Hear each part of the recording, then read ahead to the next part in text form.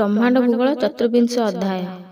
ଅର୍ଜୁନ ଉବାଚ ବୋଲଇ ଶୁଣ ଭାବଗ୍ରାହୀ ଆନନ୍ଦେ ଶିରେ କର ଦେଇ ପୂର୍ବେ ଯେ ବିଦେହ ମଣ୍ଡଳେ ନିମିରା ଯାର ଯଜ୍ଞଶାଳେ ଦିବ୍ୟ ପୁରୁଷ ନବ ଋଷି ମିଳିଲେ ଯଜ୍ଞଶାଳେ ଆସି ଏ ଅର୍ଥ ଫେଡ଼ି ମୋତେ କହ ଶୁଣିଲେ ଫେଡ଼ିବ ସନ୍ଦେହ ନିମିରା ଜାଟିକେ ହୋଇଲା କେ ମନ୍ତେ ଯଜ୍ଞଶାଳା କଲା ସେ ନବ ଋଷି କେ କହ କହିଲେ ଫିଟିବ ସନ୍ଦେହ।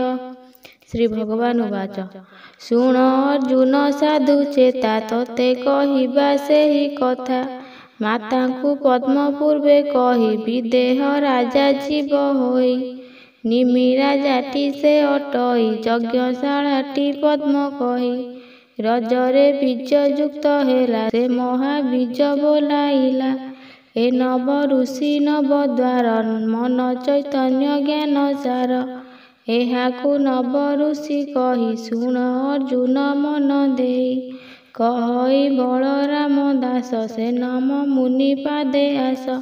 ଇତି ଶ୍ରୀ ବ୍ରହ୍ମାଣ୍ଡ ଭୂଗୋଳ ବର୍ଣ୍ଣନେ ହରି ଅର୍ଜୁନ ସମ୍ବାଦେ ଚତୁର୍ବିଂଶ ଅଧ୍ୟାୟ ସମାପ୍ତ।